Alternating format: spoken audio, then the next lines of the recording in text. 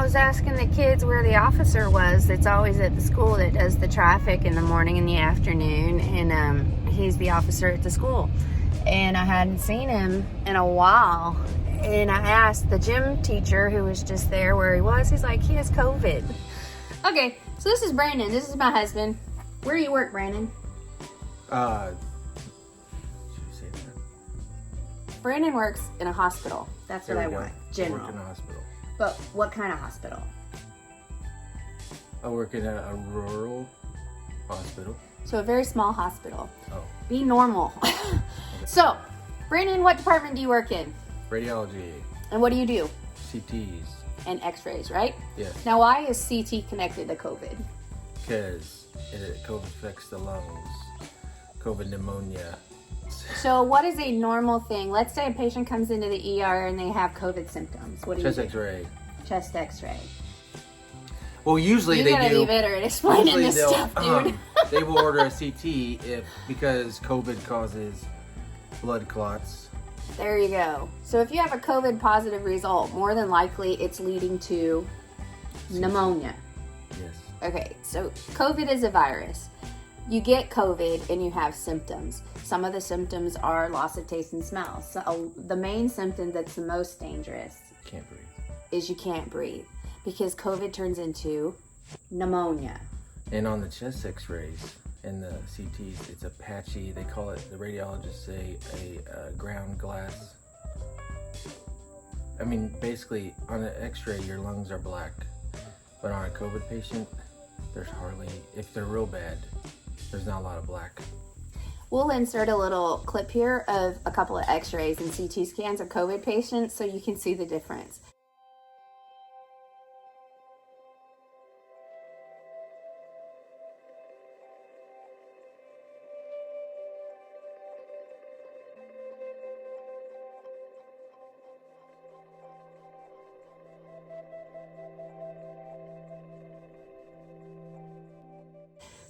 Basically what happens if you have normal lungs and you're healthy, they take a chest x-ray and you have these wonderful little balloons that are nice and black inside. The black represents air. So that means air is moving in and out in a normal way.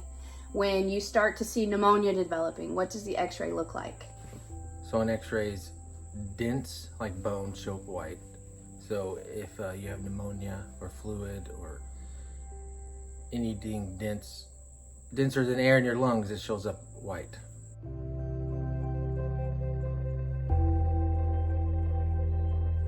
So would that be Gray, like blood in your lungs? So would you see blood? Yeah. If you had blood clots?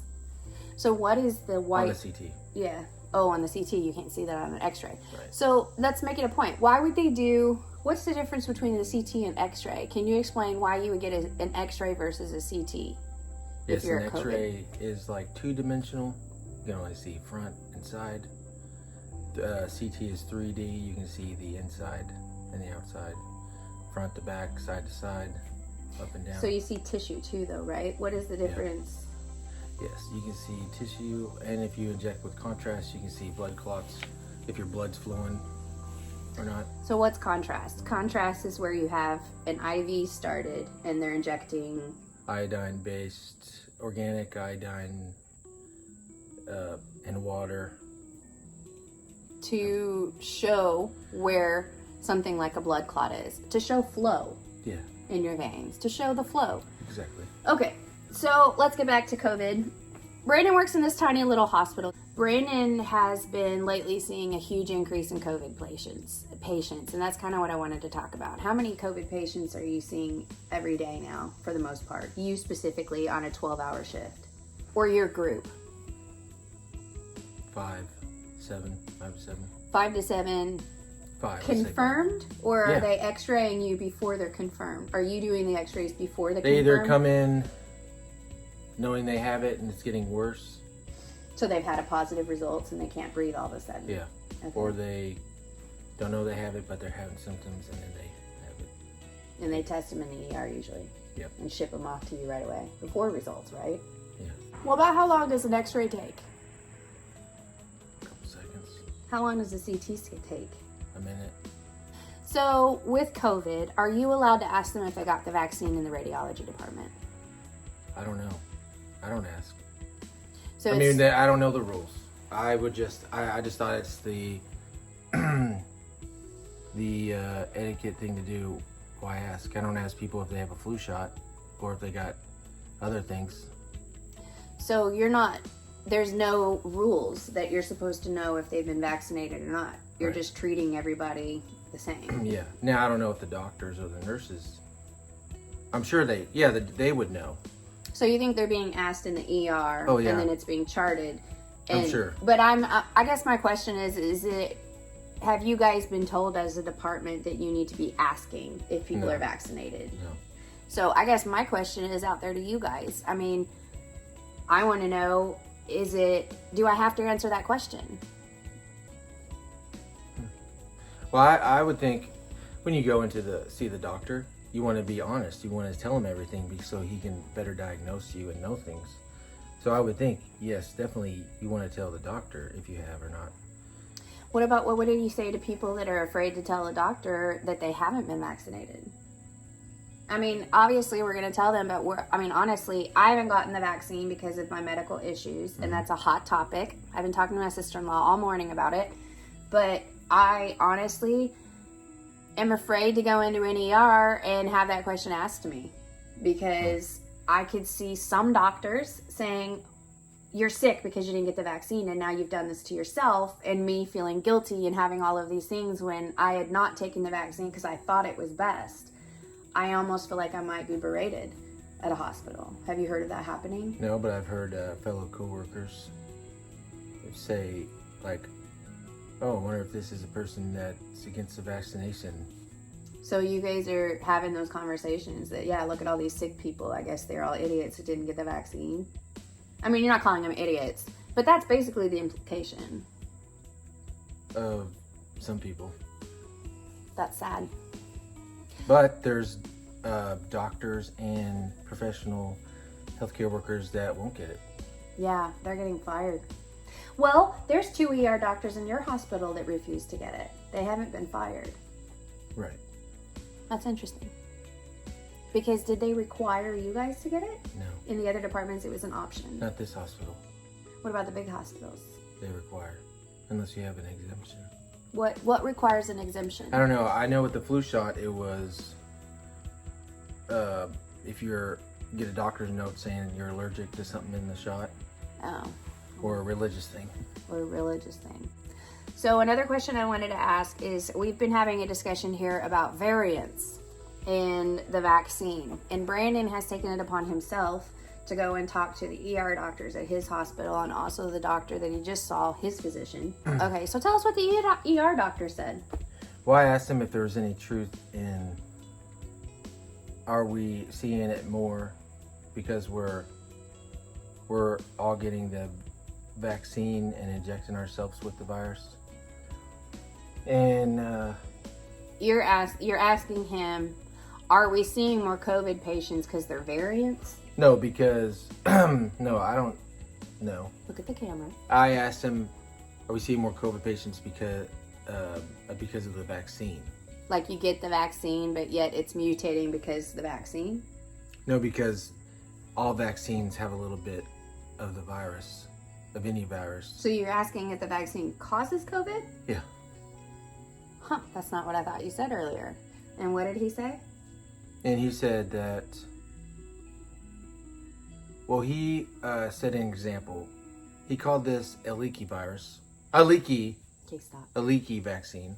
Okay. What they call a leaky vaccine, not sure what that means. But he gave an example of back in the 80s or 90s, chickens were getting sick and dying of a virus. And they made a vaccine, and they gave the sick chickens, the Merrick disease. Okay. Merrick's disease. And they gave the vaccine to the sick chickens, but they come to find out the chickens who weren't sick, who didn't get the vaccine, died very abruptly because of the variants caused by the vaccine. So they got the shot. The virus wants to survive, so the virus mutates. Mm-hmm. and then the vaccine no longer covers. Viruses are smart, believe it or not, so they mutate in a way that they know that they can infect people.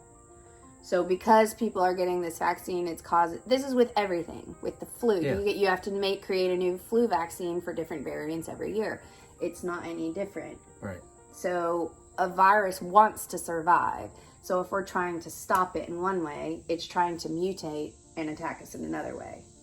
There's no way to tell the difference between the variants. You're still getting all the same symptoms. One might be worse than the other. That's how they call like the super bugs. Like when you don't take all your antibiotics for this virus, it's going to mutate and be a little bit stronger. And then the antibiotics that you were supposed to take is no longer going to attack that one because that virus got smarter and is attacking you in a different way. Mm-hmm. But then you wonder if more people did get the vaccine, would that help? I mean, if we all got the vaccine, let's say every person on the planet got the vaccine, there's already a variant.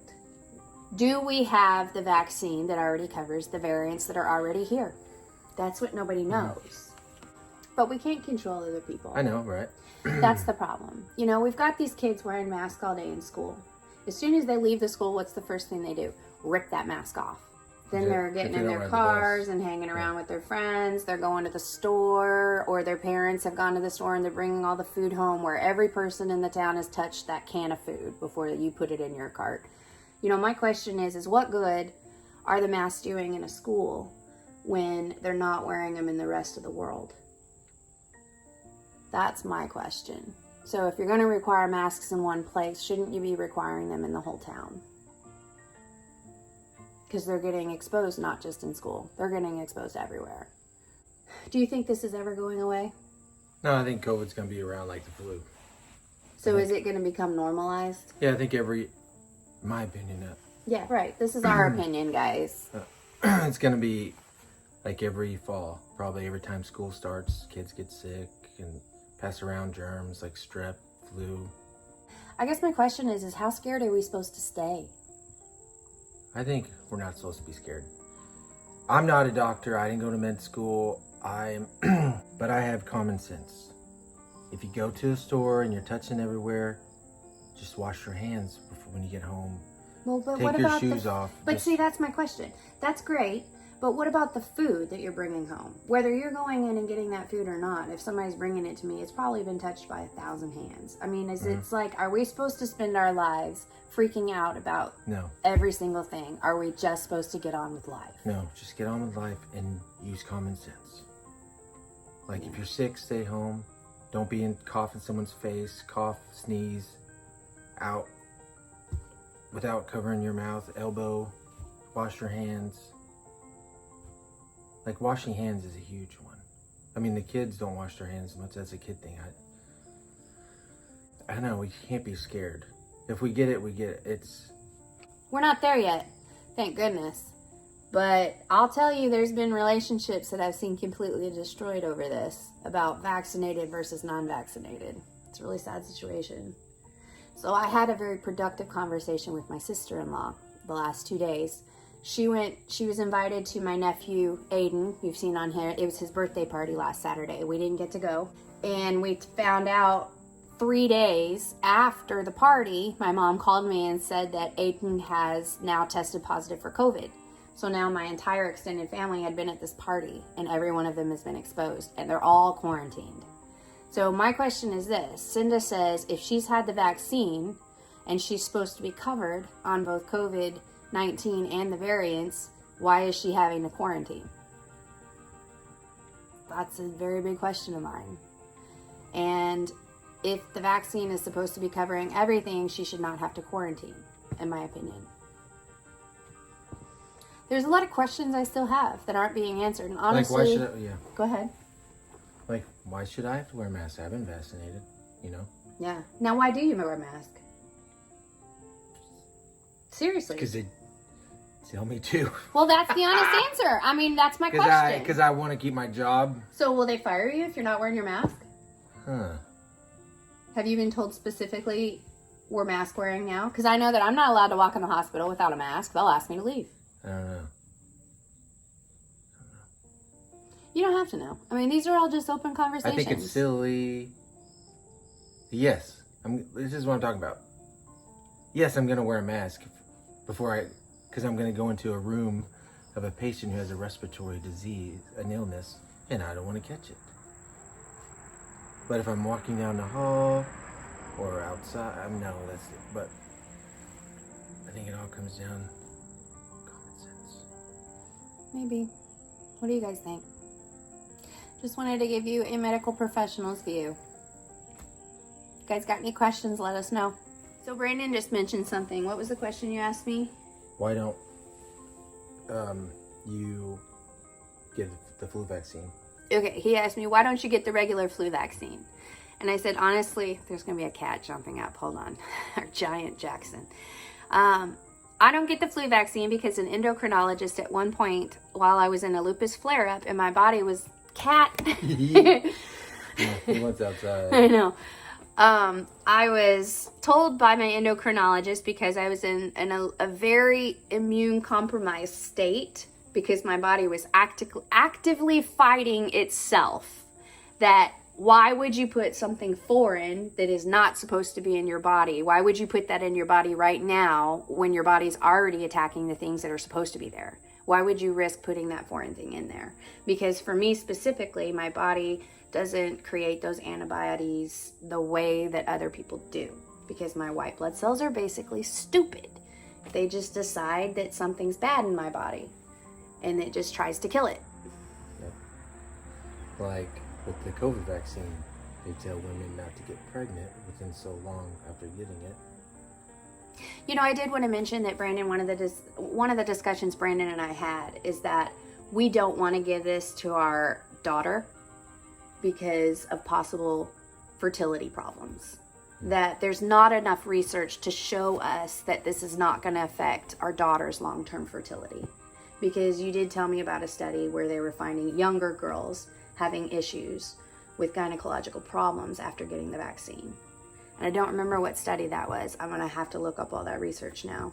Right. I don't either. But why on earth would I risk as a parent if I'm not 1000% sure that I'm not causing that problem in my child? Why would I want to risk that? That's where I'm at with the vaccines. If there's even a chance, it's between, some people are like, well, why wouldn't you save their life if you know the vaccine saves their life? See, I don't know the vaccine saves their life. And the government doesn't know for sure. Nobody knows for sure. So it should be a personal choice. It is a personal choice. I don't think I should ever be looked down on because of that. I think that everybody gets to decide, but I will tell you that for a fact, they do not have enough research to prove to me that it will not cause fertility issues in my daughter. That's scary. Do you have anything else to say? I thought that we probably all heard from our parents.